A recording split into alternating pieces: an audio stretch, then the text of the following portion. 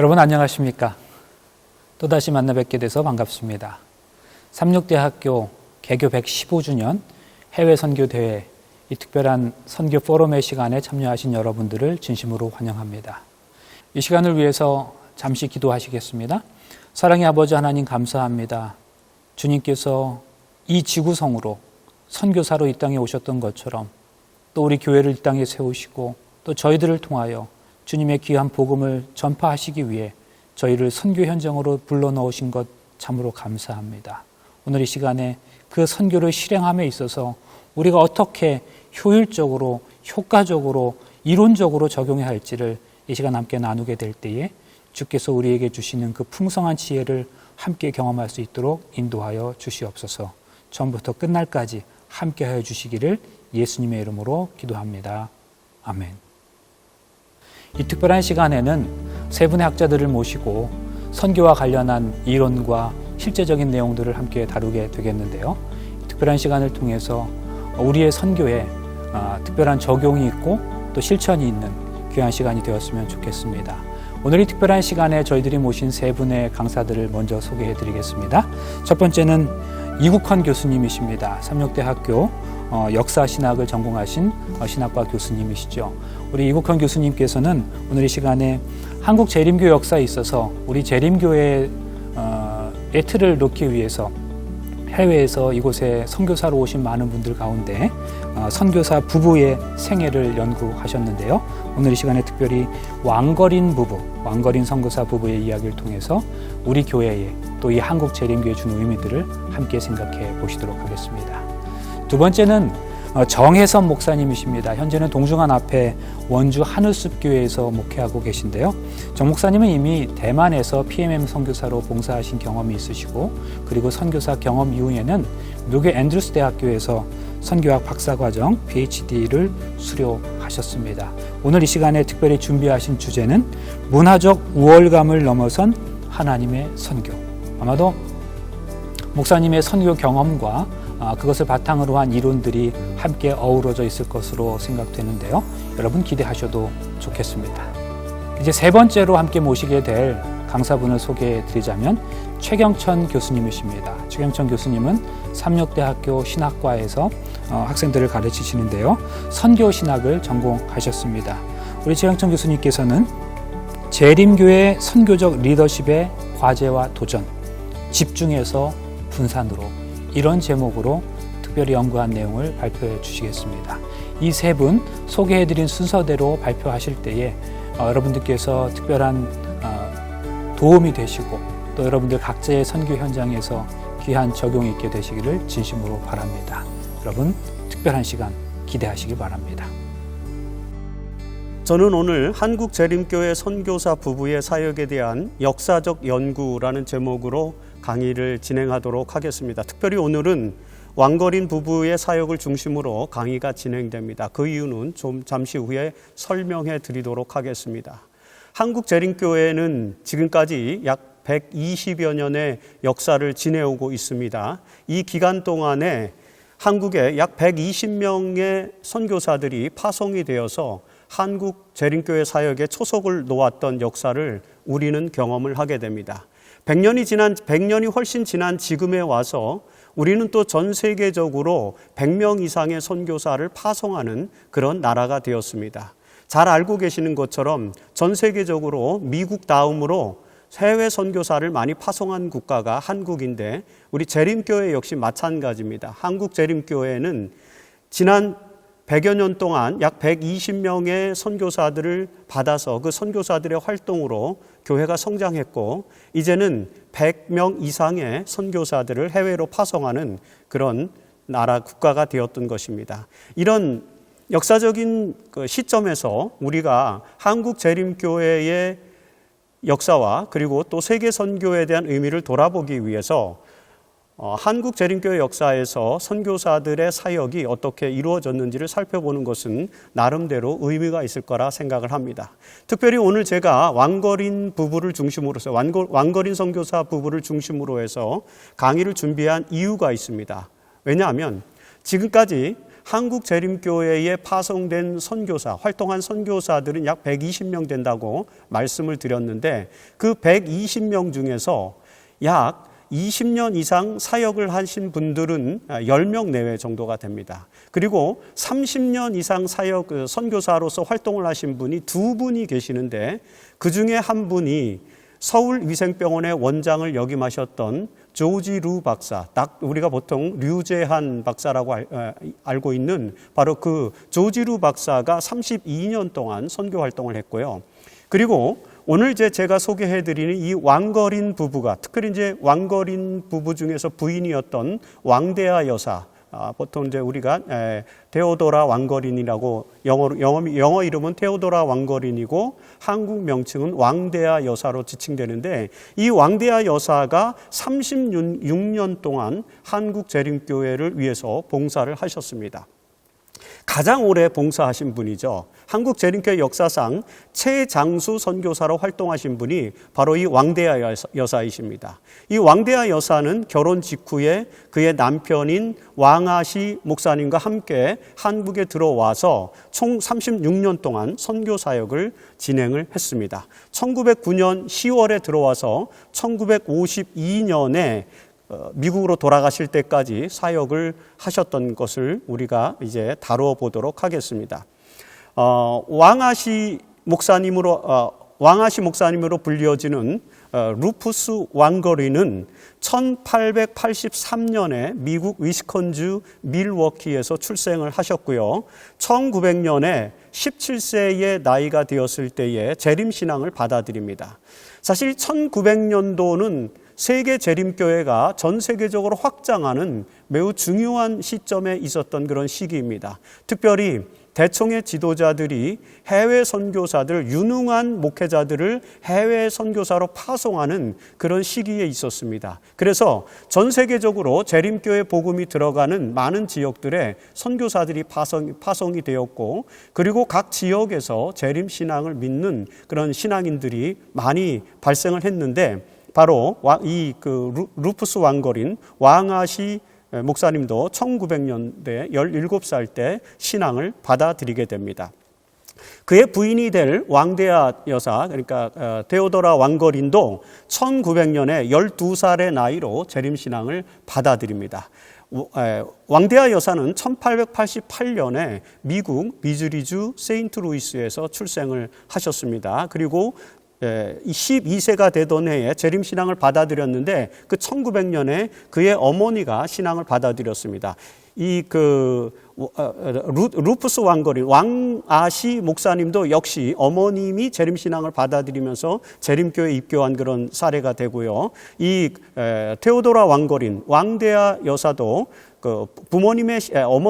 어머님이 재림신앙을 받아들여서 재림신자가 되었습니다. 특별히 그의 언니가 바로 샤펜버그라고 하는 그런 인물인데, 미미 샤펜버그인데 한국에 1907년에 최초의 여선교사로 파송된 분이시죠. 1905년에 스미스 목사가 첫 선교사로 한국에 들어왔고요. 그리고 1907년에 이 미미 샤펜버그가 재림교회 최초의 여선교사로 한국에 들어왔는데, 바로 그 미미 샤펜버그가 바로 이 왕대하의 언니가 되죠. 그래서 이 가족 신앙을 배경으로 해서 이제 선교사의 길을 걸었던 그런 대표적인 인물입니다. 왕아시 목사는 배틀크릭 대학의 신학을 졸업하고 위스콘신 합회에서 문서 선교인 및 복음사역자로 일을 하게 되었습니다. 사실 이 시기에는 신학과를 졸업하면은 바로 전도사 신임서를 받거나 목사 신임서를 받는 것이 아니라 문서 선교인으로서 먼저 봉사를 합니다. 그리고 그 문서 선교인으로서 훈련을 받은 다음에 이제 전도사 또는 이제 전도사, 그 이후에 목사, 이런 이제 그 단계를 밟아가게 되어 있었습니다. 이 시기에. 그래서 그 왕아시 목사님도 배틀크릭 대학의 신학과를 졸업한 후에 위스콘신 합회에서 문서 선교인으로 봉사를 했고, 그 시기에 이 왕대하 여사가 되는 테오도라 왕거린도 위스콘신 합회에서 여선교인으로 활동을 했습니다. 자연스럽게 두 분이 만나서 결혼을 하게 되었죠. 그래서 1909년 5월에 루푸스 왕거린은 테오도라 샤펜버그와 결혼을 하게 됩니다. 그래서 테오도라 왕거린이 되죠. 1909년 5월에 결혼한 후에 이제 한국 선교에 대한 초청을 받게 됩니다. 그 한국 선교로 초청받게 되었던 이유는 방금 전 말씀드린 것처럼 이 테오도라 왕거린의 언니인 미미 샤펜버그가 한국에서 사역을 하고 있었고 1907년에 선교사로 들어와서 사역을 하면서 순환의 음영학교를 이제 건립하는 사역자 양성소를 건립하는 그런 일을 했는데 그때 가족들에게 도움을 많이 구했습니다. 그래서 이 테오도라 왕거린을 포함해서 이 왕거린 테오도라 샤펜버그를 포함해서 그 샤펜버그 가족들이 일정 금액의 자금을 한국으로 보내주었고 그 자금을 토대로 해서 이제 음영학교를 설립하는 사역자 양성소를 세우는 그런 역사를 우리가 알게 됩니다. 이런 역사에 자연스럽게 노출되었던 테오도라 샤펜버그는 왕거린과 결혼을 한 이후에 한국 선교를 결심하게 되고 대청의 선교 초청에 이 왕거린이 기꺼이 응하면서 한국에 들어오게 됩니다. 그래서 1909년 9월에 이제 미국을 떠나서 1909년 10월 8일 한국으로 여행을 하게 되었습니다. 그래서 10월 8일에 한국에 들어오게 되었죠. 이 시기에 왕거린 부부가 선교사로 들어오게 되었던 배경을 한 가지 더 말씀드리면 첫 번째는 이제 미미 샤펜버그의 한국 선교의 영향을 받았다. 그래서 가족 선교의 영향을 받았다는 것이고요. 또 하나는 대총회가 이 시기에는 적극적으로 선교사를 파송하던 시기였습니다. 1901년에 이제 A.G. 데니엘스가 대총회장이 되고 그 다음에 그 세계 선교를 해외 선교위원회 위원장을 역임했던 이제 윌리엄 스파이서가 그 총무가 되면서 적극적으로 해외 선교를 모색하고 해외 선교사를 파송하는 그런 역사가 미국 대총에서 일어났죠. 그래서 선교지가 개척되는 곳마다 선교사 파송을 요청받으면은 대총회는 적극적으로 선교사를 파송했습니다. 한국에서도 선교사가 많이 필요로 됐습니다. 그래서 1905년에 윌리엄 스미스를 초대 선교사로 파송을 했고 그리고 1907년에 미미 샤펜버그를 파송을 하고 그 다음에 1908년에 이제 우리가 전시열 목사 버터필드죠. 버터필드와 그리고 헬렌 메이 스코트라고 하는 이제 교육 선교사도 파송이 되고 그리고 이제 왕거린 부부도 파송이 됩니다. 그리고 그 이후에 1910년에 하워드 리 이희만 목사님이 또 교육 선교사로 파송이 되는데 그러면서 한국에 이제 선교사들이 적극적으로 활동을 하게 됩니다. 이렇게 대총회의 적극적인 선교사 파송에 힘입어서 1911년에 그 통계에 보면은 침례받은 교인은 107명, 한국에 침례받은 교인은 107명밖에 되지 않지만 선교사는 9명이 활동하는 주지에서 활동하는 그런 역사를 낳게 되었습니다. 루푸스 왕거린이 한국에 들어와서 선교 활동을 하게 되었는데 그의 선교 활동 기간은 1909년 10월부터 1916년까지 그가 이곳에서 이제 선교사로서 활동을 하게 됩니다. 1910년 2월 달에 한국은 전국을 4개의 선교 구역으로 분할을 하게 됩니다. 그래서 예를 들어서 중선 지방, 그리고 서선 지방, 그리고 동해안 지방, 남선 지방 이렇게 4군데로 나누는데 그 중에서 남선 지방에 이 왕거린을 책임자로 임명을 하게 됩니다. 그래서 왕거린은 한국에 들어와서 이 남선 지역의 책임자로 임명된 직후에 본격적으로 남선 지역의 개척 선교를 주도해서 이 남선 지역의 재림교회가 설립되게 되는 재림교회 조직이 형성되는 그런 아주 중요한 개척 선교사로서의 역할을 적극적으로 수행을 합니다. 그 선교 활동 도중에 그는 이제 결핵에 걸려서 결국에는 신병치료차 미국으로 가서 돌아가시게 되는 그런 안타까운 역사를 저희가 경험을 하게 됩니다. 남선 지방의 선교 지도자로 책임을 맡은 왕거린은 약 1년 동안에 이제 남선 지방의 선교를 모색을 했습니다. 여기서 남선 지방이라고 하면 당시에는 이제 경상도, 그 다음에 전라도, 충청도 이 지역을 말합니다. 이 세 지역의 경상도, 전라도, 충청도 지역의 개척 선교의 시작을 입안하고 그리고 선교를 추진했던 선교사가 바로 이 루푸스 왕거린 왕아시 목사님이다라고 이렇게 이해를 하시면 될 것 같습니다. 1911년 8월 29일에 이제 경상북도 경산 지방에 이제 땅을 구입하고 그곳에 선교 본부를 세우고 그곳에서 이제 개척 선교를 시작을 하게 됩니다. 그래서 우리는 지금도 영남합회의 그 중심이 경산 지역에, 본부가 대구 경산 지역에 있게 되는데, 그 이유는 뭐냐면은 최초의 한국 재림교회가 남선 지방 사역을 추진할 때 그 최초의 선교 본부를 경산에 세웠기 때문입니다.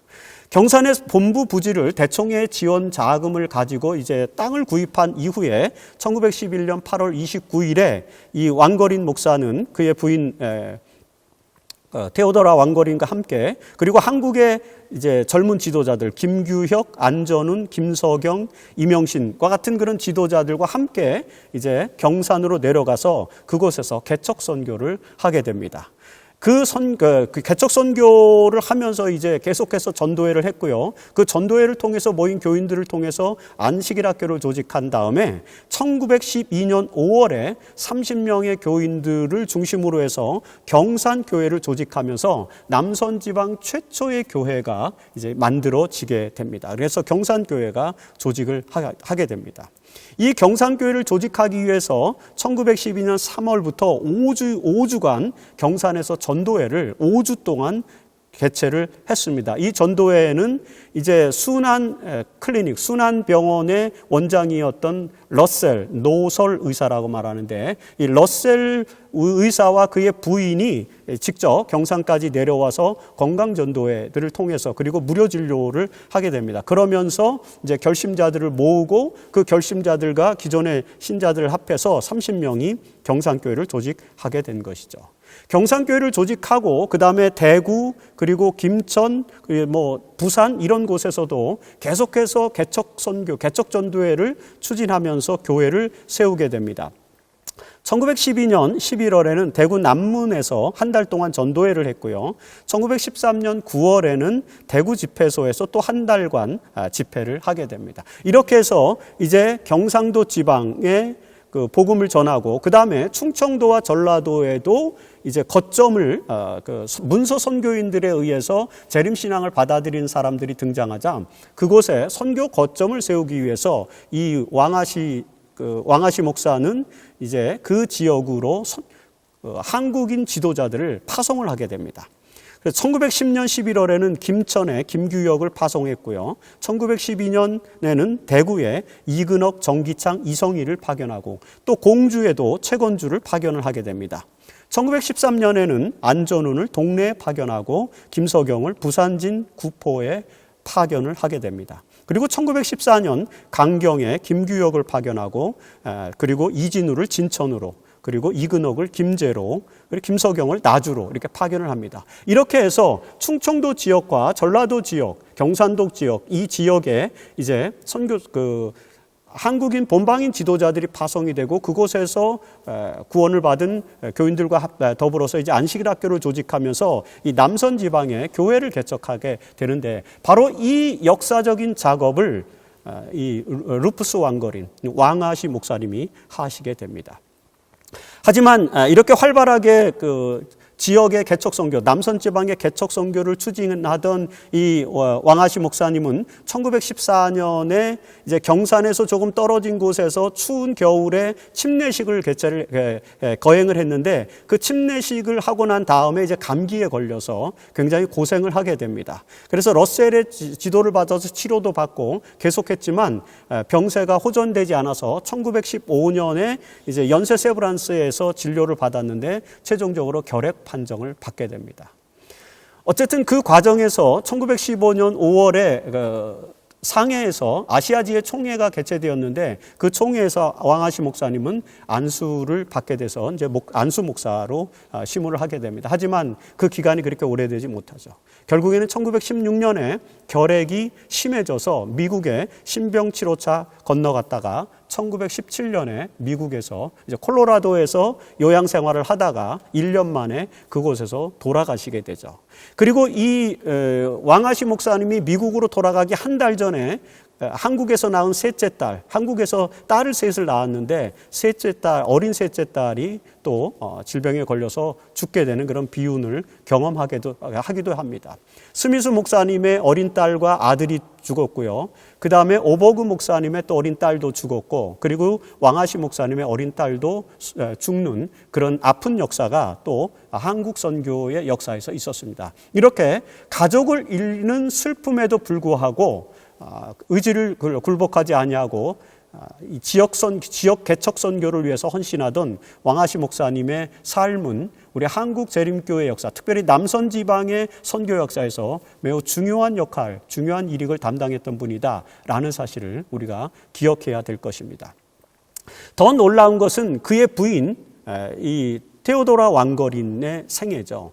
테오도라 왕거린은 그런 어려움, 그의 어린 딸이 한국에서 죽었고, 그 다음에 미국으로 건너와서 신병치료를 위해서 미국으로 건너왔던 그의 남편 왕아시 목사님도 돌아가셨어요. 그런데 6개월 후에 그 왕아시 목사님이 1917년에 6월에 돌아가시고 6개월 후에 12월에 다시 그는 한국 선교로 다시 돌아오게 됩니다. 그때 한국에서 낳은 두 딸을 데리고 한국으로 다시 돌아오시죠. 그가 한국으로 돌아왔던 이유는 뭐냐면 그의 언니였던 미미 샤펜버그가 역시 1916년에 질병에 걸려서 미국으로 또 돌아갈 수밖에 없었습니다. 샤펜버그도 미국으로 돌아가서 1년 만에 돌아가셨죠. 그런 안타까운 상황이 있었어요. 이 테오도라 왕거리는 그의 언니 미미 샤펜버그가 질병에 걸려서 아파서 고생한다는 이야기를 듣게 됩니다. 그래서 다시 한국으로 돌아와서 그 본격적인 선교를 하게 됩니다. 특별히 그의 언니가 수행했던 이 안식일학교부 서기 역할을 그의 동생이었던 테오도라 왕거린이 맡으면서, 왕대하 여사가 맡으면서 그의 한국 선교가 본격적으로 진행이 됩니다. 지금까지 루푸스 왕거린과 함께 사역했던 이 왕대하 여사는 그의 남편이 죽고 난 이후에는 독립적으로 여선교인으로서 증명서를 받고 여선교인으로서 본격적으로 활동을 하게 되죠. 그가 한국에서 이루었던 활동 사역은 정말 대단한 그런 사역들인 것을 우리는 보게 됩니다. 우선 그는 1919년 5월부터 1939년 3월까지 굉장히 오랜 기간, 약 20여 년의 기간 동안에 안식일학교부 서기의 역할을 맡았어요. 안식일학교부 서기 역할을 맡으면서 안식일학교 사업의 발전에 매우 큰 공헌을 남깁니다. 사실 오늘날도 우리가 진행되는 여러 가지 안식일학교 프로그램 중에서 이 왕대하 여사가 입안해 놓은 그런 시스템들이 아직도 존재합니다. 1920년에 이 왕대하 여사는 안식일학교 교사를 양성하는 과정을 만들어서 교사들을 교육시키는 그런 프로그램들을 운영했습니다. 그 다음에 1926년에는 13째 안식일, 13안식일이죠. 13째 안식일 순서, 특별히 전 세계의 해외 선교를 지원하는 이런 특별한 대청회 프로그램, 그것을 한국에도 도입해서 한국에서도 13째 안식일 학교 순서를 만들어서 진행하는 그런 프로그램들도 이 왕대하 여사가 만들었습니다. 그리고 1928년에는 투자헌금 제도를 또 만들어서 안식일에 투자헌금을 바침으로써 그 투자헌금을 통해서 하나님의 사역이 진전되도록 하는 그런 역사를 또 만들었습니다. 1932년에는 안식일학교 요람을 발행을 해서 안식일학교를 어떻게 운영하는 것이 효율적인지에 대한 그런 지침서를 만들었고요. 그리고 1934년에는 하기성경학교 프로그램을 개발을 해서 최초로 도입을 해서 시작을 하게 됩니다. 그리고 1935년에는 안교 강습회, 안식일학교 강습회 프로그램을 마련해서 전국으로 다니면서 강습회를 주도해서 안식일학교가 은혜스러운 프로그램으로 진행될 수 있도록 하는 그런 역사적 역할을 하게 됩니다. 이처럼 그의 언니였던 미미 샤펜버그가 맡고 있었던 안식일학교부 서기를 맡으면서 가장 한국 교회의 지대한 공헌을 남긴 분이 바로 이 왕대하 여사다라고 말씀드릴 수 있습니다. 그리고 그가 해왔던 두 번째 사역은 청소년부 서기인데, 사실 청소년부 서기는 당시에 하워드리 이희만 목사님이 맡고 교육부장이면서 청소년부 서기를 맡고 있었는데, 이희만 목사님도 좀 몸이 안 좋으셔서 미국으로 돌아가셨어요. 1921년에 잠시 미국으로 귀환하셨는데, 그때 1921년에 그 하워드리를 대신해서 청소년부 서기를 맡아서 하워드리가 다시 돌아와서 교육부장과 청소년부 서기를 재위임받을 때 위임받았던 1924년까지 약 4년 정도 청소년부 서기 역할을 하게 됩니다. 그러면서 그 기간 동안에 청소년 의용선교회를 확대해서 전국에 약 18개의 청소년 의용선교회라는 조직을 만들고 643명의 청년이 등록해서 활동하게 하는 그런 역사를 만들었습니다. 그리고 왕대하 여사는 1927년에 한국의 가정위원회라고 하는 조직을 만들어서 그곳의 책임자로 임명이 되어서 1939년까지 가정위원회 활동을 하게 됩니다. 1920년에 대청회에서 가정위원회라는 것을 신설을 했고요. 그 가정위원회의 책임자로 1927년에 왕대하 여사가 최초로 한국에서 임명이 됩니다. 그는 가정위원회 책임을 맡으면서 1931년에 가정일이라는 그런 특별한 시간들을 만들어서 이제 그 순서들을 가지게 되었습니다. 그리고 1933년에는 가정사역이라고 하는 소책자를 출판을 해서 이제 그 가정사역을 원활하게 할 수 있도록 또 기반을 만들었고요. 그리고 1933년에는 각 대회, 그 당시에는 이제 서선 합회, 그다음에 서선 대회, 그다음에 중선 대회, 남선 대회 이런 대회가 있었는데 각 대회마다 가정위원회를 설치해서 각 대회가 또 가정위원회를 운영하도록 만들었습니다. 그리고 가정교과를 출판을 해서 그 가정교과로 가정에서 예배를 드리도록 하게 됩니다. 자, 이렇게 안식일학교부 서기와 청소년부 서기와 가정위원회 책임 이외에 또 이 왕대하 여사가 한국 재림교회를 위해서 행했던 굉장히 중요한 사역은 바로 출판 사역이었습니다. 왕대하 여사는 1923년부터 27년까지 시조사의 편집장 역할을 했는데, 사실 이 시기에 시조사 편집장은 우르쿠아르투, 한국 이름으로 이제 우국화 목사님이 맡고 계셨는데, 우국화 목사님이 잠시 본국으로 돌아간 그 기간 동안에 약 4년 동안 1923년부터 27년까지 그 우르쿠아르트 목사님을 대신해서 시조사 편집장의 역할을 하게 됩니다.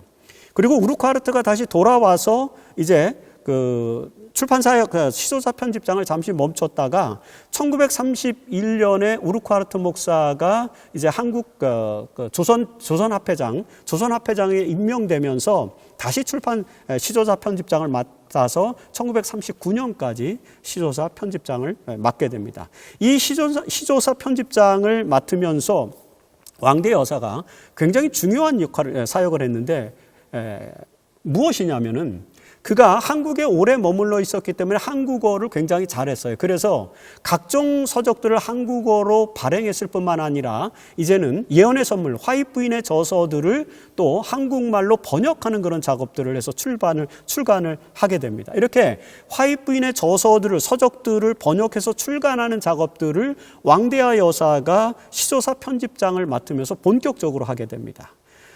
우리가 다 좋아하는 시대소망을 1932년에 번역해서 출판했고요. 그 다음에 각시대의 대쟁투 1권, 상권을 1934년에 번역해서 출판합니다. 그리고 각시대 대쟁투 하권을 1936년에 또 번역해서 출판을 하게 되고요. 그 1936년에는 또 정로의 계단을 번역해서 또 출판을 하게 되죠. 이처럼 출판 사역을 통해서 또 한국 재림교회 역사에서 혁혁한 공을 세우는 그런 선교사로서의 삶을 사시게 됩니다. 이렇게 1939년까지 안시계락교부 서기, 그 다음에 시조사 편집장, 가정위원회 위원장 등을 맡아서 활발하게 활동하던 이 왕대하 여사는 1940년 12월에 미국으로 돌아갈 수밖에 없었습니다. 일본이 1941년에 태평양 전쟁을 획책을 했는데 그 태평양 전쟁을 획책하면서 이제 1940년도에 한국에서 활동하는 모든 외국인 선교사들을 다 철수시키는 그런 작업들을 하게 됩니다. 그래서 대총회에서 1940년 말에 이제 미국 선교사들을 다 본국으로 송환하는 명령을 내렸습니다. 그래서 1940년 12월부터 한국에서 활동하던 모든 재림교의 외국인 선교사들이 전부 본국으로 돌아가는 그런 역사가 일어나게 되죠. 그래서 왕대하 여사도 1940년 12월 10일에 미국으로 잠시 귀국하게 됩니다.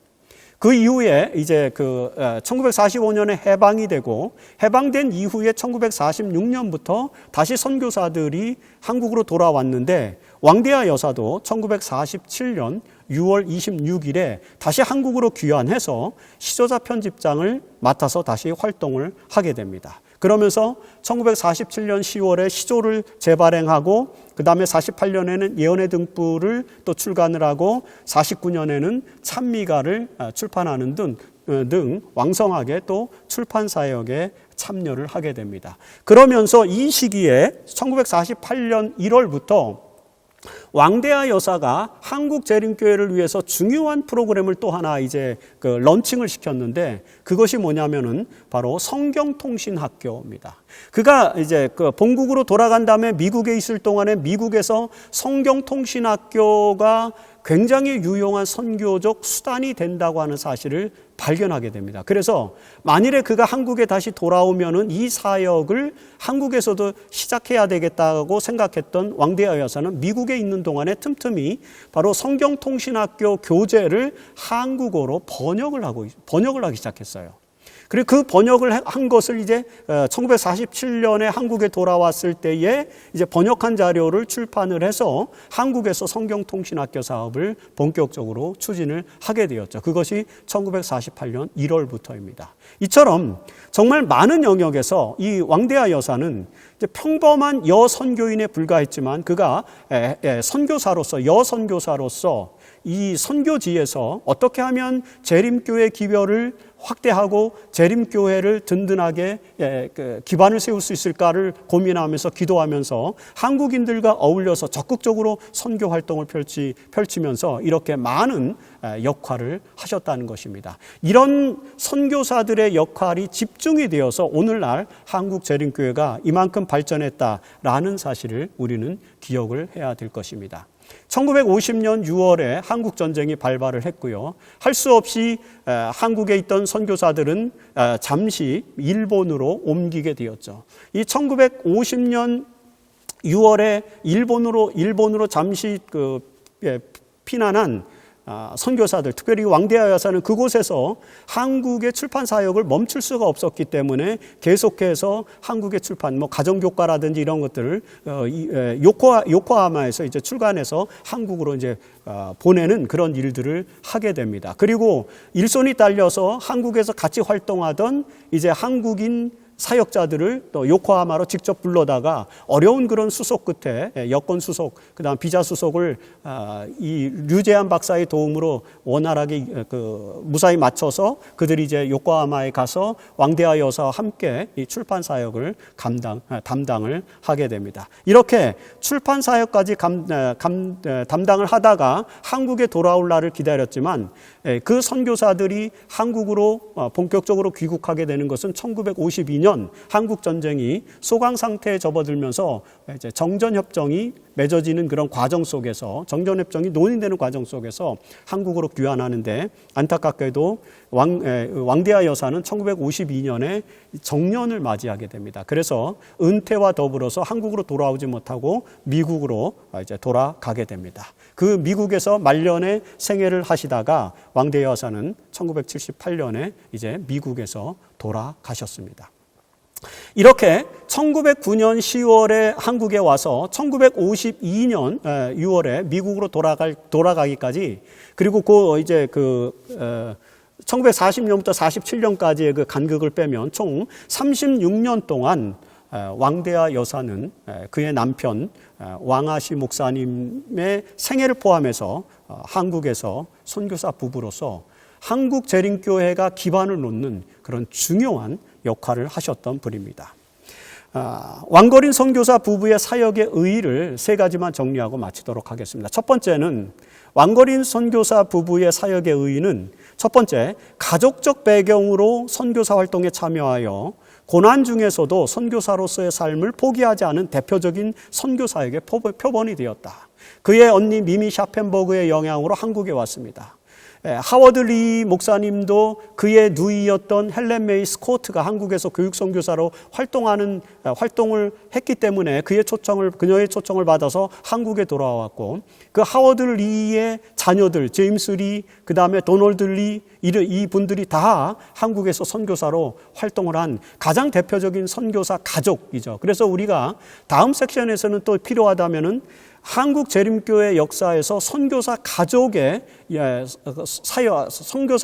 사역의 역사적 의의를 또 우리가 살펴볼 필요성이 있습니다. 그런 가족적 배경으로 선교사 활동을 했던 그 인물 중에 한 분이 바로 이 왕대하 여사였다라고 하는 것입니다. 두 번째 의의는 초창기 한국 재림교회 선교 사역에 초석을 놓은 주요한 사역 활동을 추진했다는 것입니다. 왕아시 목사님은 남선 지방 개척 선교에 투신하여 경상도, 충청도, 전라도 지역의 선교를 개척한 개척 선교사로서 활동을 했습니다. 왕대하 여사는 안교 사업, 가정 사역, 문서 선교 사역, 성경통신학교 사역을 주도하면서 오늘날 한국 교회가 이렇게 성장할 수 있었던 기반을 만들어준 그런 중요한 인물이다라고 하는 것입니다. 그리고 사역의 세 번째 의의는 일제강점기와 한국전쟁의 고난을 한국인과 함께 직접 몸소 겪으면서 그 고난 속에서도 재림교회가 뿌리를 내리고 성장할 수 있도록 도와주었다는 것이죠. 왕대하 여사는 1936년 1월에 신사참배를 결의했을 때, 음영학교가 신사참배를 결의했을 때 거기에 대해서 항거하면서 신사참배를 반대하는 그런 입장에서 활동을 했고요. 해방 이후에 한국으로 귀환해서 한국 교회가 다시 재건하는 일에 헌신했던 그런 분입니다. 한국 전쟁 시에도 일본으로 잠시 피해서 요코하마에서 출판 사역을 계속했던 그런 선교사입니다. 이처럼 개척 선교와 그리고 한국 재림교회가 가지고 있는 여러 선교적 모멘텀을 조성하고 그런 사역의 콘텐츠들을 개발한 이 왕아시 그리고 왕대하 여사의 삶은 오늘 21세기를 살아가는 우리 한국 재림교회, 그리고 이제는 우리가 해외 선교를 적극적으로 추진하는 그런 위치에 선 교회로서 다시 한번 선교사의 사명이 무엇이고 선교사의 헌신이 교회 발전에 어떤 동력을 주었는지, 이런 부분들을 생각하면서 우리도 해외 선교를 통해서 하나님의 나라를 전 세계 땅끝까지 전하는 일에 최선을 다하는, 그렇게 열정적으로 동참하는 그런 하나님의 자녀들이 되기를 바라면서 오늘 이 한국 재림교회 역사에서 선교사 부부의 사역에 대한 역사적인 의미들을 살펴보는 강의를 마무리하도록 하겠습니다. 감사합니다.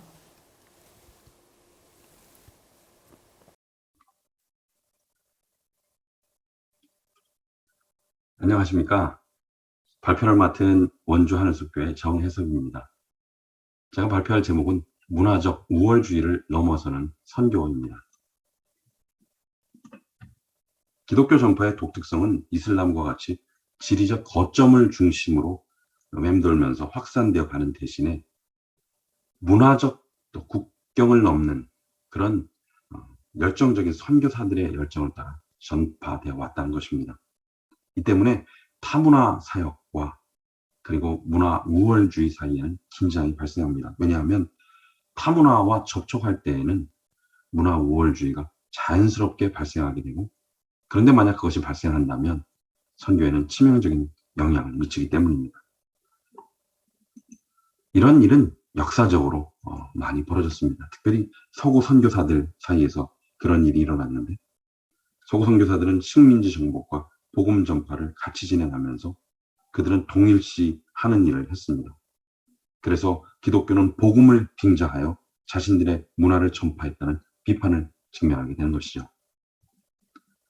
그렇다면 한국 개신교회는 어떨까요? 한국 개신교회의 특별한 경험, 특별히 피지배국이고 또 피선교국에서 선교국으로 아주 급변한 굉장한 성장을 보인 한국 교회는 이와 같은 경험 때문에 문화 우월주의를 극복하고 있을까요?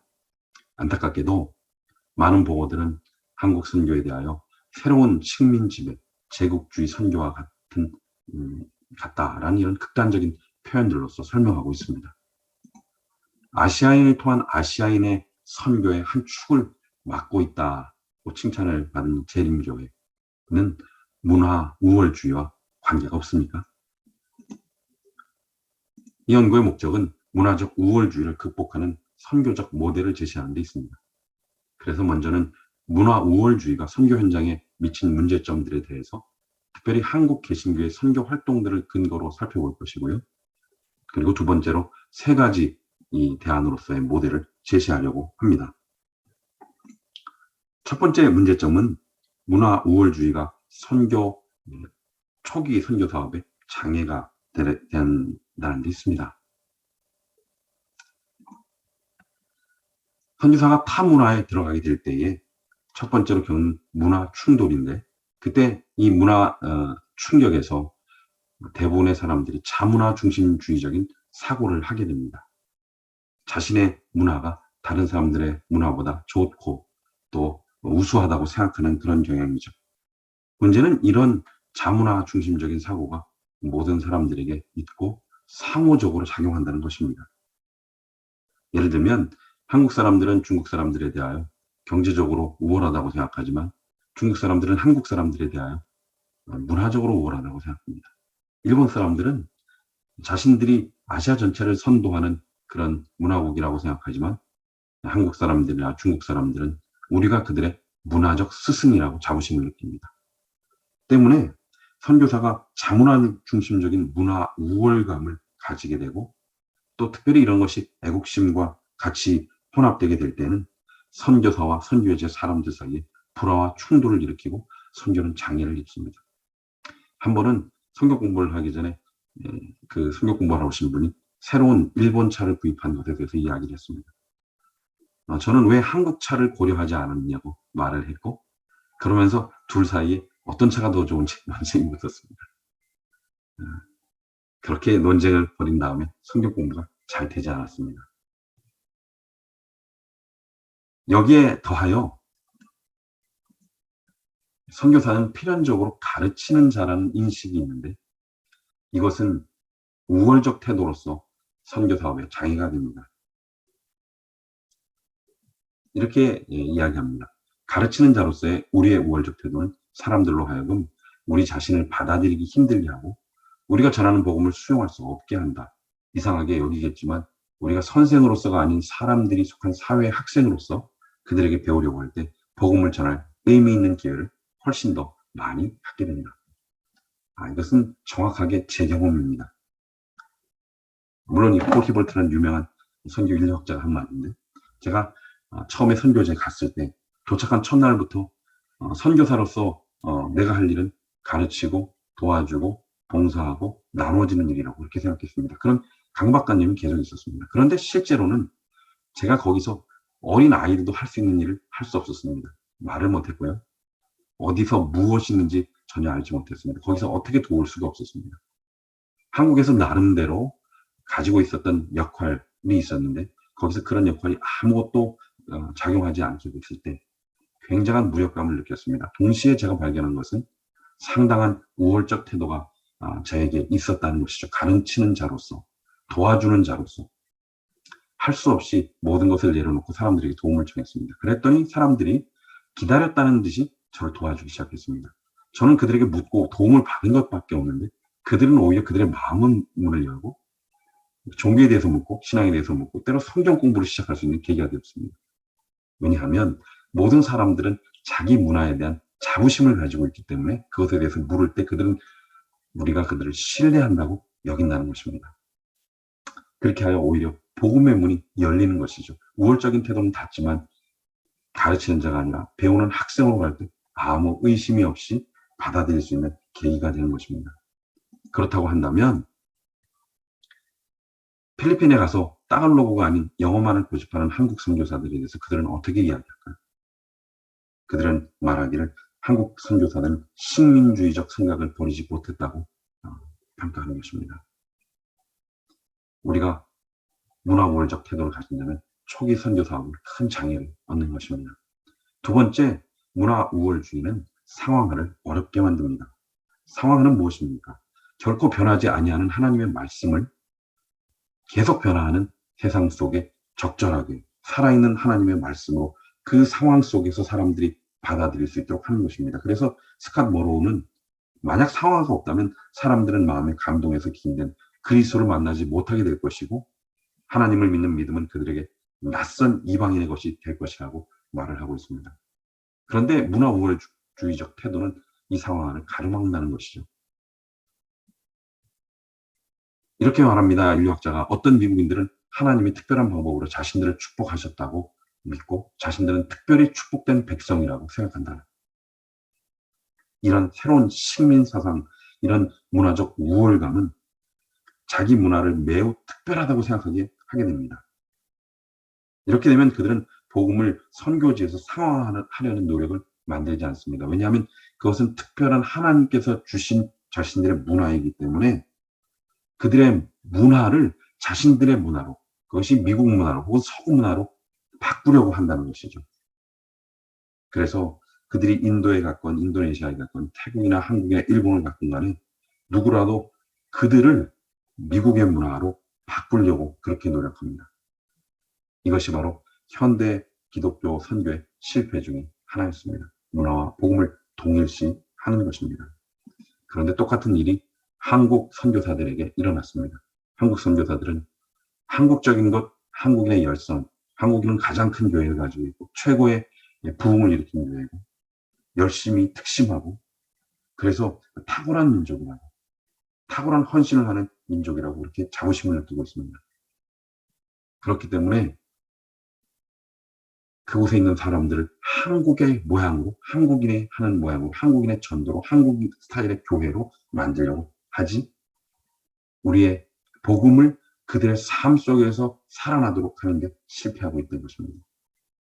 그래서 교회에 온 사람들에게 한국식 이름을 지어주고 한국식 활동을 하면서 심지어는 한국어로 된 기도를 하게 하는 것입니다.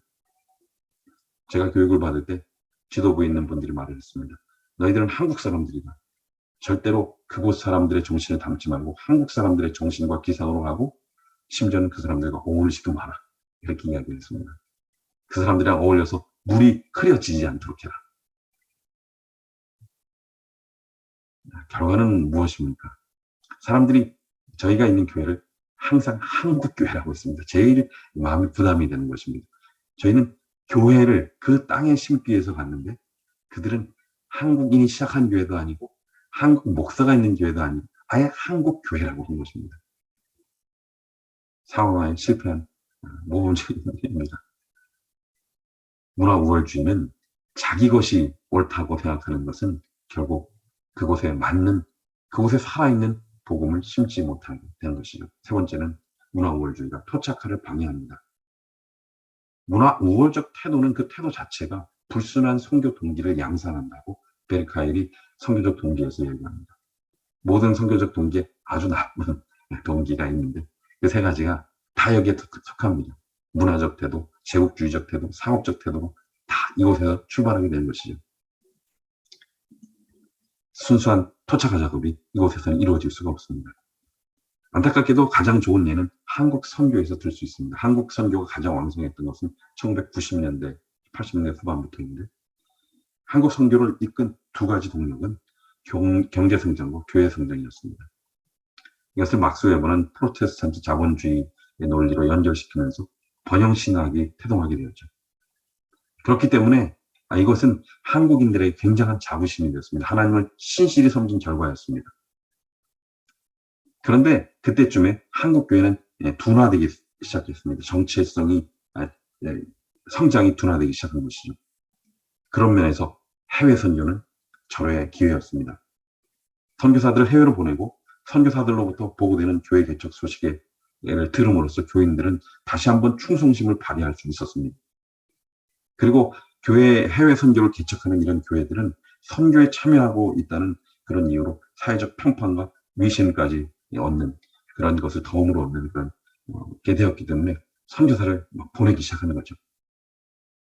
그런데 그들은 이렇게 우월주의에 입각해서 보내진 선교사들의 목적은 그곳에 있는 교회, 그곳에 있는 영혼들을 얻는, 그러나 실질적으로 말하면 영적 제국주의를 넓힌, 숫자를 보호하고 개척된 교회 수를 보고하는 일에 집중된 그런 영적인, 마치 십자군 전쟁을 하는 것 같은 그런 사람들이었습니다. 이것을 관찰한 코비 팜은 이렇게 이야기를 하고 있습니다. 한국 선교사들의 이러한 모습은 그들은 수단과 방법을 가리지 않는 사람으로서 불법과 부정한 방법으로 비자 문제를 해결하고 선교지에서 돈으로 사람을 매수해서 교인을 만들고 성과를 낼 수만 있다면 수단과 방법은 모두 정당하겠다.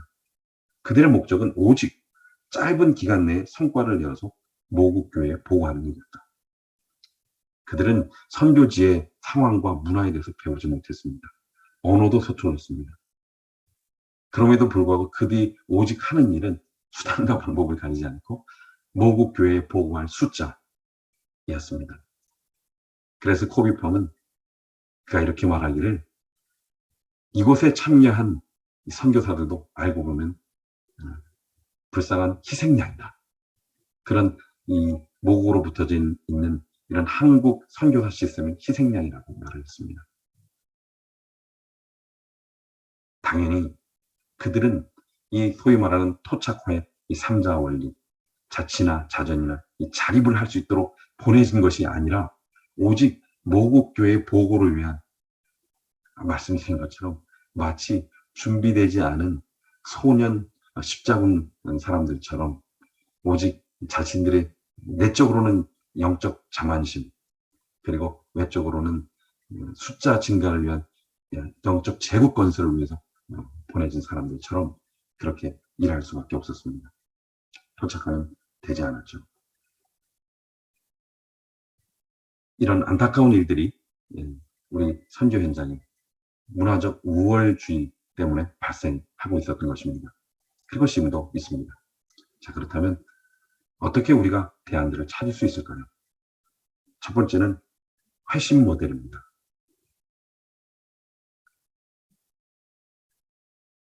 오늘날 많은 사람들이 배타적 또 문화 우월적 기독교의 모습을 보면서 사회 참여를 통한 봉사만이 길이라고 이렇게 이야기를 합니다. 그러면서 하나 덧붙이는 것이 다양한 문화와 종교가 공존하는 세상 속에서 예수만 세상의 주가 되신다는 이런 주장은 너무 독선적이기 때문에 그것을 버려야 한다. 그렇게 이야기를 합니다. 그들은 보수성을 강조하면서 이야기하는 것처럼 보이지만 보수성의 문제를 강조하는 것처럼 보이지만 실제로 이 사람들이 말하고 있는 것은 예수만이 그리스도라는 것을 포기하지 않고는 문화 우월적 이런 문제점을, 배타적 기독교의 문제점을 극복할 수 없다라고 이야기하고 싶은 것입니다. 사무엘 모펫이 이렇게 말합니다. 그리스도의 구원은 사람들의 긴급하고 실질적인 필요를 채워주는 일에서 분리된 적이 절대로 없었던 것처럼 그것은 긴급한 필요들을 공급하는 것과 동일시되지도 않았다. 복음에는 반드시 사회 사업이 있습니다. 사회 참여가 필요합니다. 그러나 그것이 복음을 대신하지는 못하는 것입니다. 더더욱 예수 그리스도를 포기하면서 그 일을 할 수는 없는 것입니다. 그렇다면 우리는 이 둘을 어떻게 연결할 수 있을까요? 그 대답을 회심에서, 사도행전 2장에 회심에서 찾는 것입니다. 사도행전 2장의 시작을 보면 다양한 문화와 배경을 가진 세계 각국으로부터 온 사람들의 이야기가 소개되어 있습니다. 천하 각국에서 온 사람들이라고 소개하면서 바데인과 메디인과 엘람인과 메소포타미아인과 여러 사람들을 소개합니다. 그들은 나그네, 그리고 유대인, 그리고 유대교에 들어온 사람들이었습니다. 그들의 다양한 문화적 배경은 그들이 전혀 다른 곳에서 왔다는 것을 보여주고, 종교적 배경이 달랐고, 그들은 충분한 마음의 교감을 이룰 언어적 통일성도 없었습니다. 그런데 사도행전 2장 끝에 보면 그들이 완전히 하나가 되고 한 마음 공동체가 됩니다. 무엇보다 중요한 것은 그들이 전한 기독교는 다른 주위 사람들에게 배타적이거나 우월적이거나 포용감이 없는 종교라는 비난을 받는 대신에 수많은 사람들로부터 사랑받는, 인정받고 환영받는 공동체가 되었다는 것입니다. 그렇다면 그들은 이런 공동체를 만들기 위해서 예수 그리스도, 오직 길이요 진리요 생명 되신 예수 그리스도를 포기했습니까? 아닙니다. 오히려 그들은 높이 들었습니다. 그렇다면 어떻게 이 일이 가능했는가? 다시 말씀드리지만 그것은 회심이었습니다. 처음에 제자들에게 일어났고, 여인들과 함께 있는 무리들, 그리고 나중에는 그곳에 참여한 모든 사람들이 동일한 경험한 것은 회심이었습니다. 이 회개의 경험이 선교사 우월주의를 어떻게 극복할 수 있는지, 그리고 어떻게 환영받는 이 배타성을 극복했는지 보여주는 가장 좋은 예는 우리나라에서 일어났던 회개운동입니다. 1907년 평양대 부흥운동, 그리고 1903년에 일어났던 원산대 부흥운동의 일이 바로 여기서 시작됐습니다. 특별히 원산대 부흥운동을 이끌었던 로버트 알렉산더 하디의 이야기는 가장 좋은 예라고 생각됩니다. 하디는 1890년 우리나라에 도착했습니다. 그는 토론토 의과대학을 나온 사람으로서 의사이면서 또 선교사였습니다. 재중원 원장을 역임했고 의료봉사에 전념하다가 1898년부터는 직접 선교에만 헌신하게 되었습니다. 그의 헌신 동안에는 두 자녀가 한국에서 어린 자녀가 죽게 되는 일도 있었습니다. 그는 강원도 화천과 원산에 이르는 산악지역, 어려운 지역에서 정말 헌신을 다해서 일을 했지만 그의 선교 봉사는 정말 초라했습니다.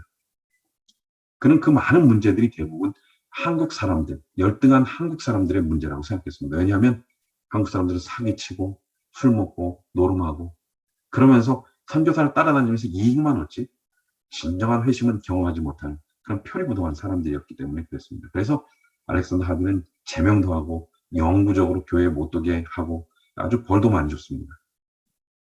그러던 중에 1903년에 이 하디가 중국으로부터 온 선교사들과 함께 선교사들로부터 말씀 집회를 인도해달라는 그런 부탁을 받고 연구하고 기도하는 중에 하나님의 성령이 하디를 감동시키십니다. 주체할 수 없는 마음으로 자기가 도무지 가만히 있을 수가 없어서 동료 선교사들 앞에 자기 죄를 고백합니다. 그리고 그 다음은 자기가 그렇게 자신만만했던, 그리고 너무 정말 열등하게 느끼셨던 백성들 앞에 서서 자기의 죄를 고백하게 됩니다. 역사학자들은 말하기를 심지어 그가 자기가 선교 자금을 유용했던 그런 일들까지 정말 부끄러워서 말을 할 수 없는 그런 죄까지도 고백하게 됐다고 말했습니다. 반응은 어땠을까요?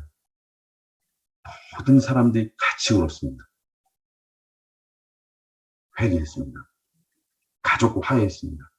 그리고 심지어는 예전에 떼어먹은 돈을 갚기 위해서 우체국으로 몰려들었습니다.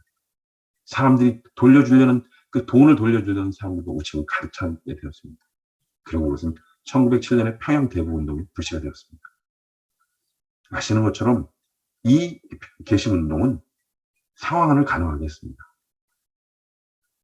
한국은 사경회, 통성기도, 새벽기도 같은 한국 정서에 맞는 복음을 만들기 시작했고 또 성미 같은 것을 따로 구별해서 주었습니다. 그래서 정말 자전이 됐고 자립이 됐고 자치가 됐고 민족 지도자를 세울 수 있는 일이 생겼습니다. 그 모든 것들은 핵심으로 이끌었습니다. 문화 우월주의를 극복할 수 있는 두 번째 방법은 성육신적 선교사입니다. 이것은 요한복음 1장 14절에 말씀이 육신이 되어 오신 예수 그리스도, 그리고 빌립보서 2장 5절로부터 11절에 적용되는 종이 되신 예수 그리스도의 모습입니다. 그 중에서도 첫 번째로 우리가 생각할 수 있는 것은 동일화의 원리입니다. 아이덴티피케이션입니다. 이것은 그냥 상대 문화를 존중하는 정도가 아니라 예수 그리스도께서 이 땅에 종의 몸으로 오셨던 것처럼, 육신의 몸을 입고 오셨던 것처럼 그 문화 속에 들어가는 것입니다. 예수님이 하셨던 것과 동일한 그런 방법으로 참여하는 것입니다. 그들과 함께 사는 것입니다. 존 텔리가 말하는 것처럼 어떤 선교사도 예수님께서 보여주신 것처럼 이렇게 동일화시킬 수는 없습니다. 그러나 적어도 그것이, 그런 성육신의 모델이 우리의 목표는 되어야 한다는 것입니다. 브루스 부부가 얘기하는 절성 모델이 하나 이해가 될 것 같습니다. 선교사가 선교지 들어가자마자 마치 자기가 새로 그 문화 속에서 태어난 아기처럼 어떤 미션 스테이션이나 혹은 어떤 다른 선교사들과 함께 보내기 전에 그 선교사들 속에 들어가서 거기서부터 그것이 가정으로서, 그것이 그 선교사의 인큐베이터가 돼서 그렇게 처음부터 배우면서 그들 속에서 살아가는 것입니다.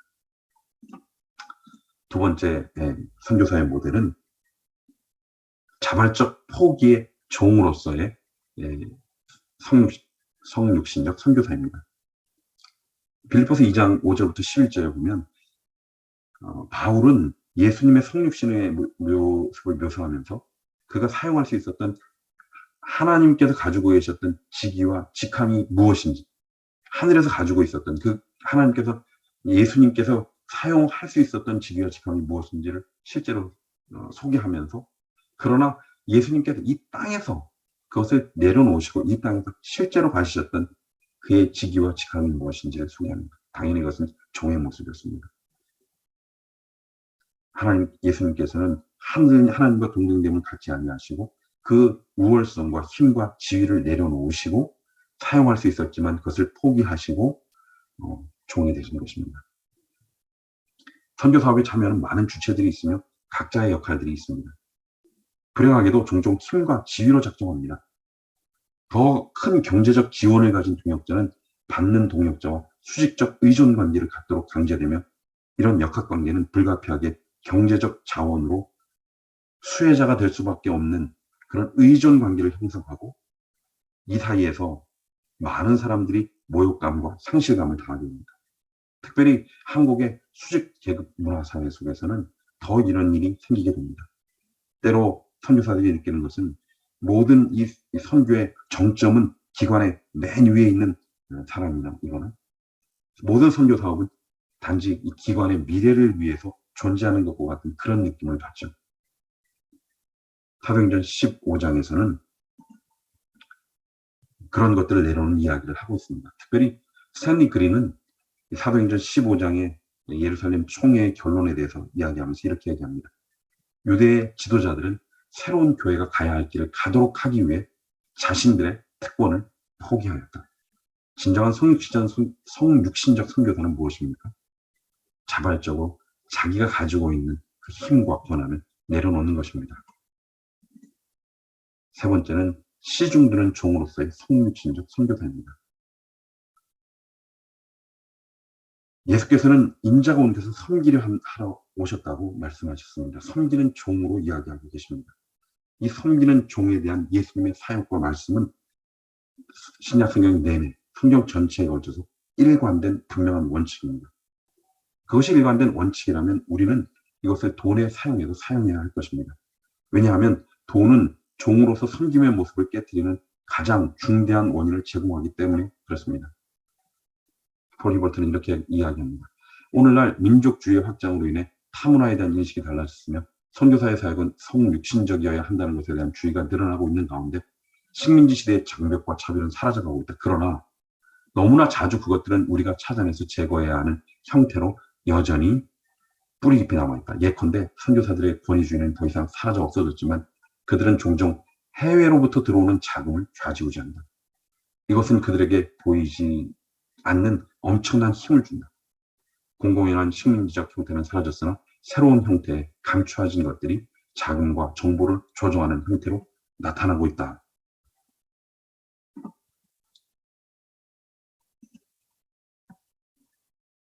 세 번째입니다. 동반자 모델입니다. 자기 신학화를 바탕으로 선교의 양 주체들이 친구로서 동반자로서 관계를 유지해야 한다는 것입니다.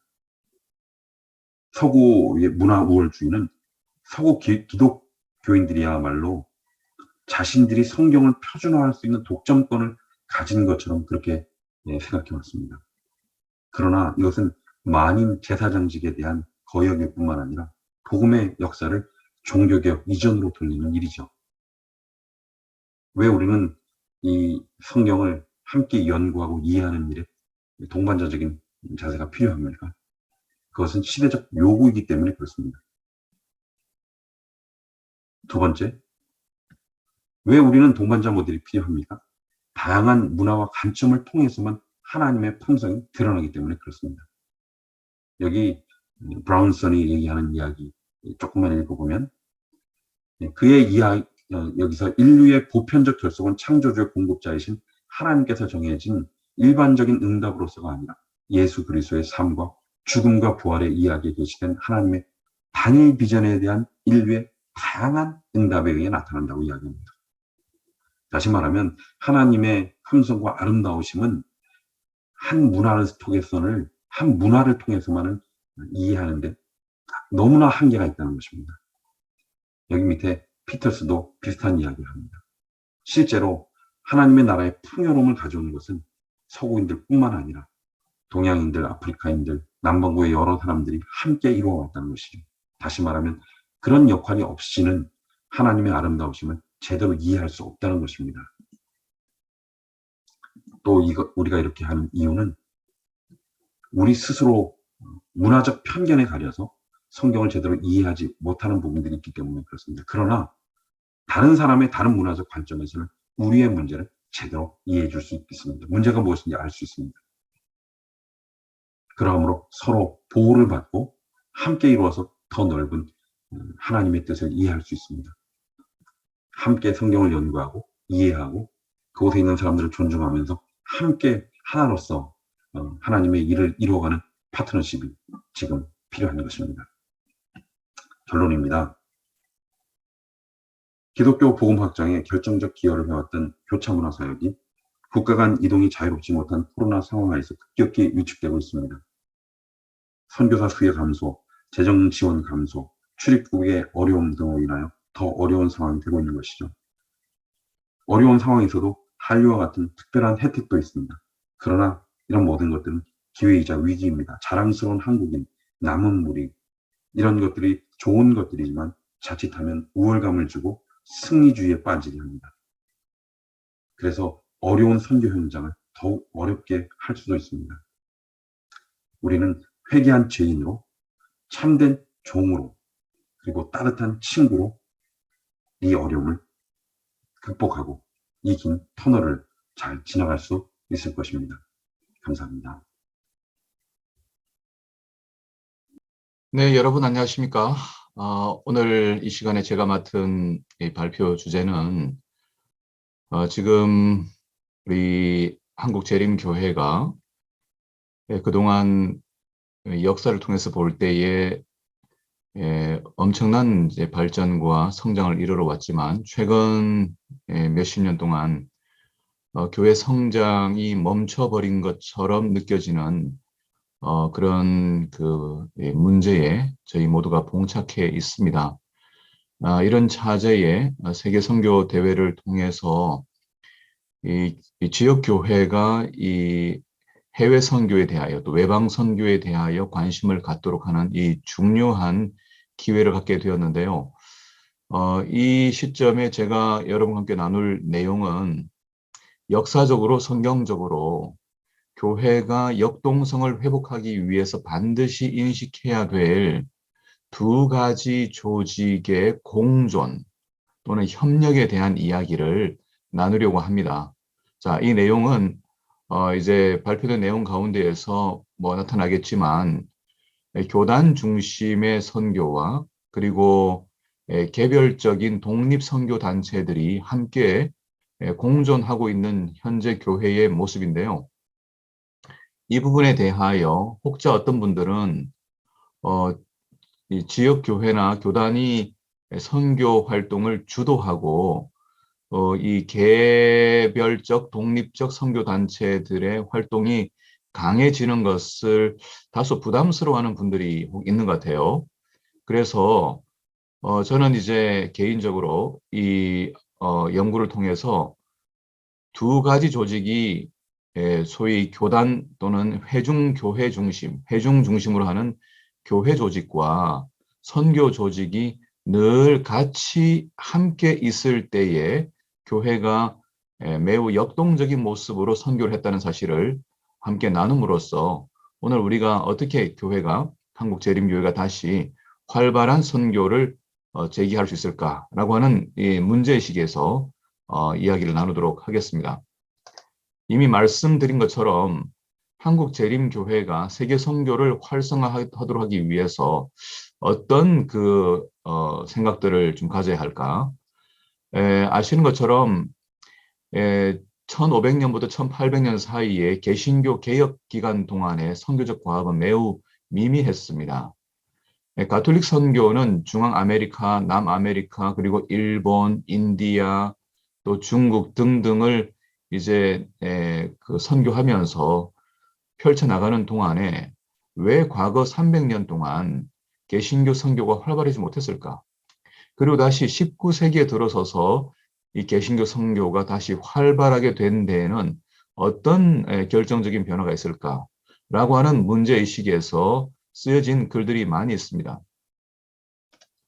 자, 랄프 윈터라고 하는 교회 성장학자인 이분은 기독교가 서양의 형태를 갖든지 아니면 아시아 형태를 갖든지 어떤 운동으로 가기 위해서는 두 가지 기본적인 조직 구조가 있었다고 하는 것을 이야기합니다. 첫 번째는 회중 구조예요. 회중 조직이라고 말할 수 있겠죠. Congregational structure. 그리고 하나는 선교 구조 조직이에요. Mission structure. 그러면서 윈터는 이 두 가지 조직이 소위 semi-autonomous structure 또는 하이브리드 형태로 함께 협력할 때 가장 뚜렷한 선교의 역동성이 생겨났다. 그렇게 평가하고 있습니다. 이 congregational structure, 회중 조직이라고 하는 것은 오늘 우리가 쉽게 보는 교회 조직을 의미해요.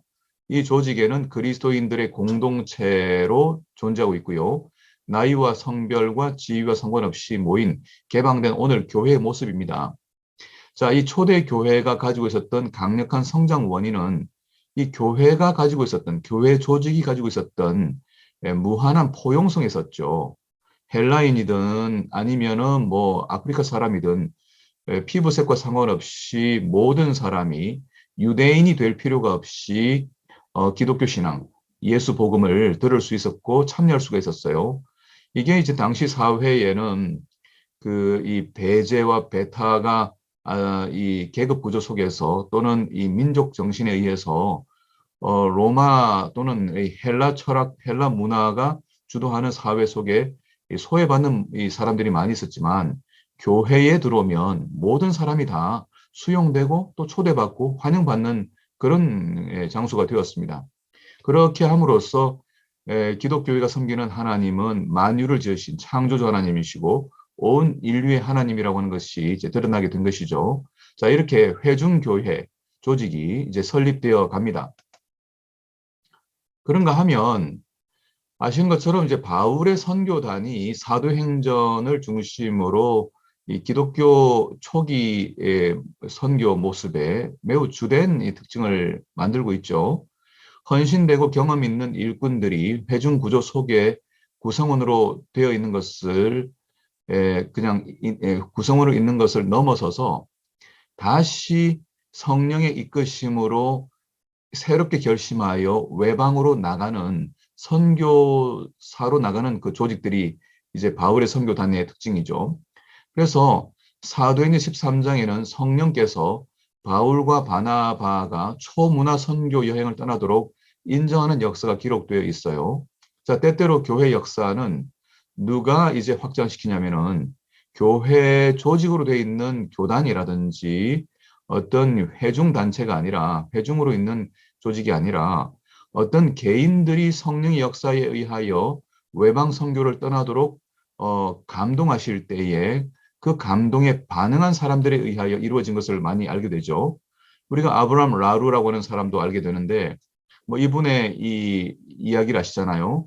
뭐 대총회에서는 나이도 많고 자격 미달로 선교사로 받아주지 않았지만, 이분은 그 열망을 놓칠 수가 없어서 홍콩으로 오는 배를 타고 노동하면서 와서 이제 복음을 전하는 일을 시작하지 않았습니까? 이를 통해서 이제 아시아 지역에 이 복음이 전해지는 일들이, 재림 기별이 전해지는 일들이 가능하게 되었죠. 자, 복음이 로마 제국 전역에 전파되는 일에는 소위 사도적 팀 또는 선교단, 바울이 만든 선교단들이 중요한 역할을 해왔음을 성경이 보여주고 있습니다. 그래서 이제 바울과 바나바가 선교단을 시작합니다. 예루살렘의 교회나 12사도의 인정으로 시작된 것이 아니었어요. 안디옥 교회의 확인을 받는 과정도 없었고 독립적인 결심에 의해서 선교가 시작됩니다. 또 바울과 실라가 디모데를 만나서 선교에 참여하도록 결심시켰는데 교회가 한 게 아니에요. 자, 이 선교팀은 안디옥 교회 허가 없이도 멤버를 빼는 일도 결정했고, 여러분 아시는 것처럼 바울과 바나바가 마가 요한을 데려갈 것이냐 말 것이냐 놓고 이제 의견 불일치가 있죠. 이 경우에도 바울이 안디옥 교회에 제가 없이 독단의 이제 선교 여행을 떠나게 됩니다. 2차 선교 여행을 떠나게 됩니다. 이 선교 조직에 대한 이 성경의 명백한 증거가 있어요. 그러니까 회중 조직과 선교 조직을 이제 나누게 될 때 말이죠. 이 첫 선교단, 바울의 선교단은 성령의 직접적인 부르심과 감독하에 보내심을 받았습니다. 그리고 이 조직은 교회와 독립적으로 존재했고 지역 교회를 지원하는 일을 했습니다. 목표와 과업을 스스로 결정했어요. 그리고 예루살렘 교회 등 지역 교회에 자발적으로 보고는 하였지만은 교회의 프로그램이나 우선순위에 의하여 통제를 받지도 않았습니다. 자, 이것이 이제 선교단체의 특징들이죠. 자, 이렇게 해서 기독교회가 외방으로 펼쳐나가게 되는 것입니다. 자, 그리고 이제 예루살렘 총회가 생기는데요.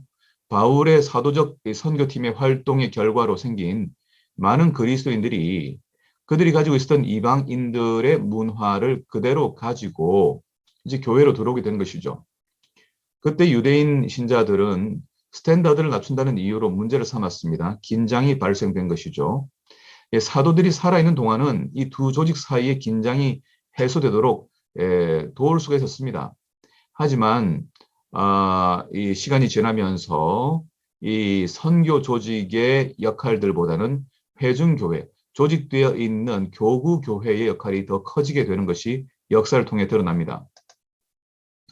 자, 이 역사 속에서는요, 이 선교가 두 가지 조직이 서로 협력하면서 또 때때로는 한쪽이 강화되면서 이런 모습들을 보이는데, 소위 semi-autonomous, 소위 교회로부터 완전히 독립되지는 않았지만, 그러나 성령의 인도하심을 받아서 감동을 받은 사람들이 외방 선교를 나가는 일들이 교회 역사를 통해서 계속 있었다는 것이죠. 자, 처음에는 우리가 아시는 것처럼 해당 형태로 신자들이 공동체를 만듭니다. 처음에는 그리스도인 모임이었지만 로마 정부 형태를 본받아서 회중 구조로 이제 변화되죠. 우리가 잘 아는 것처럼요. 자, 감독이 지역 내 회중들을 위해 법적 책임을 가지고 반독립적인 회중들이 감독이 관할하는 계급 구조로 이제 바뀌어지게 됩니다. 자, 교구 교회나 회중 교회의 기능은 본질적으로 같았지만은 둘 다 신자들을 양육하고 돌보며 교인들을 위하는 서비스를 이제 제공합니다. 하지만 이런 형태가 강화되면서 외방 선교에 대한 열성들은 좀 줄어들게 되는 것이죠. 하지만 이제 바울과 바나바의 시대가 끝나고 수도원과 수도성들이 교회 밖으로 나가 선교하는 일을 감당하게 됩니다. 다시 사도적 선교 조직, 바울의 조직을 수도원과 수도사들이 이제 감당하게 된 것이죠. 그래서 중세 대부분의 기간 동안에는 수도원들이 외방 선교 사역을 주도하였습니다. 또한 수도원에 의해서 회중교회, 만들어진 조직교회도 역시 개혁되고 재건되는 일들이 있었습니다. 종교개혁 시대에 들어와서는요, 가톨릭이 여러 조직들을 통해서 외방 선교를 확장하는 동안에 1700년대 개신교는 서유럽 밖으로 선교하는 일에 부진했습니다. 역사가인 라투에스에 의하면 가톨릭은 두 조직을 유지하고 있었기 때문이었고 개신교는 한 조직, 그러니까 회중으로 만들어진 조직된 그 구조만 가지고 있었기 때문이라고 평가하고 있어요. 그래서 가톨릭은 수도원을 통해서 해외 선교를 수행하는 동안에 개신교는 외방 선교에 집중할 수 있는 조직을 갖고 있지 않았다는 거예요. 그냥 오늘날 우리가 보는 교단, 교회만 가지고 있었다는 것이죠. 그래서 랄프 윈터는 하나님의 구속적 선교에서 두 구조라는 이 논문에서 수세기 동안 기독교의 성장은 헌신된 남녀들이 자발적으로 만든 선교 조직, 즉 소달리티를 형성했기 때문이라고 이야기합니다. 헌신된 사람들이 선교적 노력에 집중했기 때문에 해외 선교가 가능했던 것이죠. 개신교가 선교 단체들을 조직하면서부터 그제서야 이제 가톨릭 선교를 빠르게 따라잡을 수 있게 되었습니다. 예, 이제 교회 회중 구조가 신자들을 양육하고 돌보는 일에 적절한 기능을 발휘하고 있지만은 한편으로 선교 조직 역시 복음을 전하기 위해 핵심적인 역할을 해왔던 것이죠. 그러므로 교회는 두 조직이 함께 공존하며 협력하는 것이 교회의 바이탈리티를 살려주고 선교를 활발하게 펼칠 수 있도록 해준다는 것을 우리가 인식해야 할 필요가 있겠어요. 그래서 이제 소달리티와 모달리티, 예, 바울과 바나바가 참여했던 선교 조직 같은 형태가 있었고 또 구조화된 친교 조직인 오늘날의 교회 모습이 함께 공존하는 형태가 필요했다는 것이죠. 많은 경우 교단 중심 교회들은 루트가 거부했던 이제 소달리티의 중요성을 간과하고 있고 이 선교 조직의 중요성을 이해하지 못하고 있어요. 무슨 말인가 하면은 루터는 이 가톨릭 신부였잖아요. 그런데 루터는 이제 가톨릭이 어떻게 선교했는지 그리고 수도원이 어떻게 선교했는지를 잘 알고 있었지만 루터는 이 수도원을 폐지시킵니다. 수도원을 설립하지 않았어요. 그렇게 하고 오직 이제 회중교회의 형태만 이제 갖추게 된 것이죠.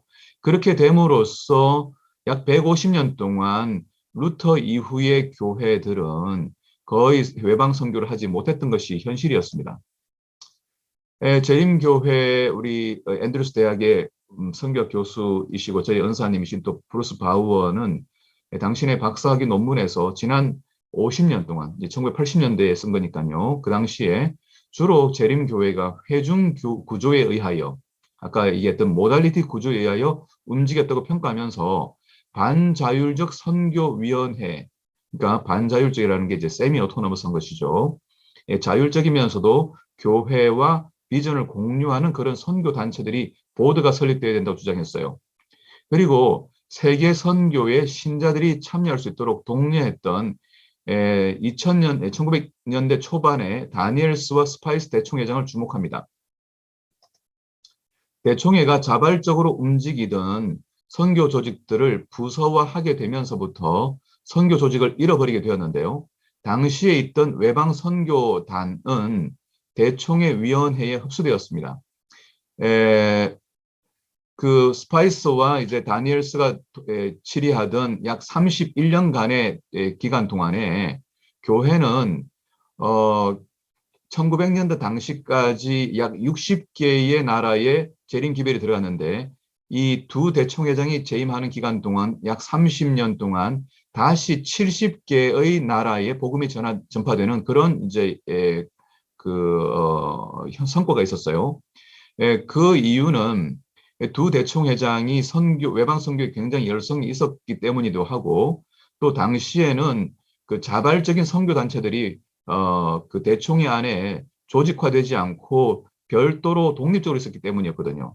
그런데 대총회가 이제 부서화하게 되면서 자발적인 선교 조직들을 다 부서화시킵니다. 하지만 당시 이제 독립적으로 있던 외방 선교단을 대총회 위원회에 직속으로 흡수시키고 이것을 부서화하지 못했어요.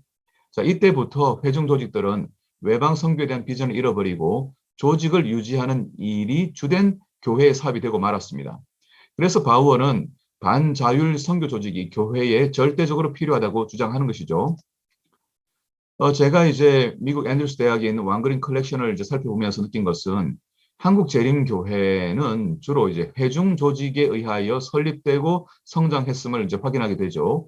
선교사들은 대총회에 의하여 파견되었고, 비록 이제 많은 선교사들이 토착 교회를 세우려고 노력했지만 지역 합회 내에 미전도인들을 선교하는 목적을 가진 지역 차원의 소달리티들을 만들어내는 일에는 성공하지 못했다고 하는 것을 보게 됩니다. 대부분이 이제 교단 중심의 사역들을 진행했다는 것이죠. 독립적인 선교단체들을 양성하는 일에는 그렇게 관심을 갖지 못했다는 것입니다. 최근까지 이제 연합회가 해외 선교 부서를 갖지 못하고 있었고, 또 해외 선교라고 하는 것은 대총회나 지회 프로그램에 의하여 주로 진행되었죠. 그래서 연합회 선교부는 지역교회 평신도들을 주로 양육하고 선교하는 일을 주도했지만은 자발적인 선교단체들을 활성화시키는 일에는 미흡한 부분이 있습니다. 그래서 다시 선교적 역동성을 회복하기 위해서는 한국재림교회가 두 조직이 필요하다는 것을 인식하고 이 교단 조직과 독립적인 선교단체 사이에 협력적 관계를 발전시킬 수 있어야 한다는 것입니다. 성경적으로 우리가 역사적으로 두 조직이 어떻게 복음을 전하는 일에 역할을 했는지 반드시 기억해야 하겠죠. 네. 이상의 제 발표를 마치면서 제 논점을 다시 한번 정리하면 역사적으로 성경적으로 두 개의 조직이 함께 협력하는 관계에 있었을 때에 교회의 복음을 전하는 선교 동력은 활성화되었다고 하는 것입니다. 지금 현재 우리가 맞이하고 있는 이 코로나 상황에서의 이 교회의 모습을 어떻게 활성화할 것이냐. 우리는 보다 더 적극적으로 개인들에 의하여 움직이는 선교단체들을 고무하고 격려하고 도울 필요가 있다고 생각됩니다. 교단은 또 교단대로 회중들에게 이제 복음을 전하는 일을 지원하고 또 지역 단체들과 또 개별적인 선교단체들이 안전하게 또 교단의 비전을 공유하면서 신학적으로 사운드한 복음을 전할 수 있도록 서로 돕는 협력 관계를 만들기 위해서 더욱 노력한다면 이전에 없었던 좋은 또 역동적인 선교의 모습, 교회의 모습을 가지게 될 것이라고 확신하면서 저의 발표를 마치도록 하겠습니다. 감사합니다. 네, 여러분. 이론이 이론으로 끝난다면 그 이론은 아무 소용이 없습니다. 이론이 현장에서 실제적인 내용으로 적용되어질 때 그때 비로소 의미 있는 이론이 되는 것이죠. 오늘 우리가 함께 나눴던 이 선교 포럼에서의 이론들이 우리들 각자의 선교 현장에서 하나님의 귀한 복음과 또 사랑을 나누는 일에 귀하게 사용될 수 있기를 진심으로 소망합니다. 여러분 계속해서 선교대에 참여해 주시고요. 그리고 이 모든 선교대 일정 속에서 하나님께서 함께 하시고 우리들 모두에게 새로운 소명을 불어 넣어 줄 수 있게 되기를 진심으로 바랍니다. 함께 해주셔서 감사합니다.